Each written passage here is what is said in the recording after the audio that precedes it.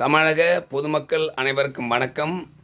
சித்தர் ஆற்றியமலை நான் இப்போது தமிழர் பொலிட்டிக்கல் நியூஸ் இங்கிலீஷில் இருக்கும் அந்த யூடியூப் சேனல், சின்ன யூடியூப் சேனல் ஆரம்பிச்சிருக்கிறோம். அதில் இப்போது அரசியலை பற்றி நான் பேசுகிறேன்.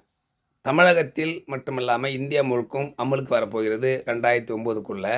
இப்போ 2024 தேர்தல் வரப்போகுது இல்லையா? 33% பெண்களுக்கான இடஒதுக்கீடு செய்ய போகிறாங்க. சட்டமன்றத்திலையும் சரி, பாராளுமன்றத்திலும் சரி. அப்போ பெண்கள், படித்த பெண்கள்லாம் என்ன பண்ணணும்?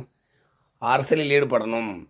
ஐயோ, அரசியல் வாழ்க்கை வேணாம் வேணான்னு சொல்லிட்டா யாரோ வந்தவர்கள் தமிழகத்தில் அவங்க ஊடுருவி உட்காந்து அவங்க அரசியலை திளைப்பார்கள். அவங்க அந்த பதவியை ஏற்றுக்குவாங்க. அப்போ நீங்கள் என்ன பண்ணுவீங்க? தமிழர்களை வீணாக போயிடுவீங்க. ஆகவே இப்போதே நான் சொல்கிறேன், தமிழகத்தில் பெண்கள், தமிழர்கள் குறிப்பாக பெண்கள்லாம் 33% சொன்னால், இப்போ 234 தொகுதியா தமிழ்நாட்டில், அந்த தொகுதியில் கிட்டத்தட்ட 70 பெண்கள் கண்டிப்பாக சட்டமன்ற உறுப்பினராக நிற்கிற சீட்டு ஒதுக்கிடுவாங்க. அப்போ அனைத்து கட்சி தான் உங்களுக்கு சொல்கிறோம், அனைத்து கட்சியிலையும் உங்களுக்கு சீட்டு ஒதுக்கிடுவாங்க. எல்லா கட்சியும் 100 கட்சிகளாக இருந்தாலும். ஆகவே பெண்கள், படித்த பெண்கள் அனைவரும் அரசியல் ஈடுபட்டாக வேண்டும். அரசியல் வாழ்க்கை மிக முக்கியமான வாழ்க்கை. பொது சேவை மட்டும் இல்லை, நாம் பயணிக்கிற அனைத்து செயல்பாடு வாழ்கின்ற வாழ்க்கையில் அனைத்துமே அரசியல் இல்லாத இடமே இருக்காது. ஆகவே இந்த யூடியூப் சேனலில் சப்ஸ்கிரைப் பண்ணுங்கள், லைக் பண்ணுங்கள், ஷேர் பண்ணுங்கள், கமெண்ட் பண்ணுங்கள். எங்கள் சேனலுக்கு ஆதரவு கொடுங்க. சின்ன யூடியூப் சேனல் ஆரம்பிச்சிருக்கிறேன். ஆகவே பெண்கள் அனைவருக்கும் நான் அந்த கருத்தை சொல்கிறேன்.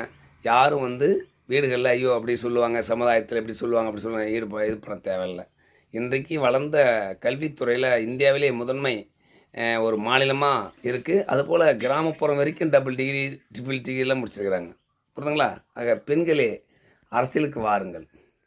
இந்த கட்சிக்கு நான் சொல்ல, எந்த கட்சிக்கு நான் சொல்ல, அவங்க ஒரு கட்சியில் செயல்படுவோம், அது வேறு. பெண்கள் குறிப்பாக ஒரு கிராமப்புறத்தில் தலைவியாக நிற்கலாம்.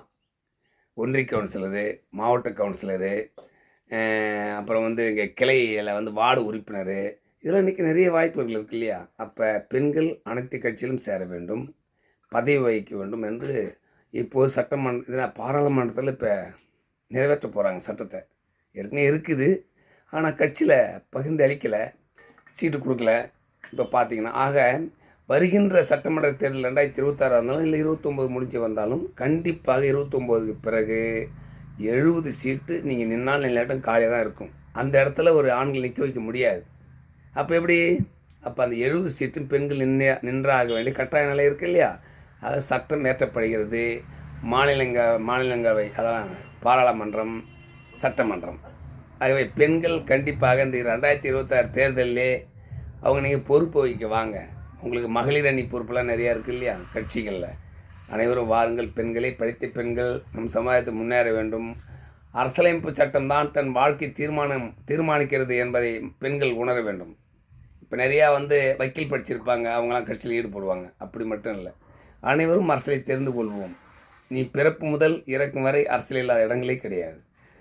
இந்த சித்தர் ஆற்றியமலை இந்த வீடியோ வெளியேற என்னோடய யூடியூப் சேனல், சின்ன யூடியூப் சேனலு, கண்டிப்பாக ஷேர் பண்ணுங்கள், மக்களுக்கு எடுத்து சொல்லுங்கள். நாங்கள் அரசியலை பற்றி தான் பேசுகிறேன். இந்த அரசியல் வீடியோ நிறையா போடலை, இப்போ நான் வீடியோ போடுறேன். நிறையா அரசியலை பேசுவேன் நான். எனக்கு சப்போர்ட் பண்ணுங்கள், லைக் பண்ணுங்கள், ஷேர் பண்ணுங்கள், கமெண்ட் பண்ணுங்கள். வணக்கம். பெண்கள் நமது கண்கள், நம் நாட்டின் கண்கள். அவர்கள் அரசியல் ஈடுபட வேண்டும். வாழ்வோம் வளமுடன்.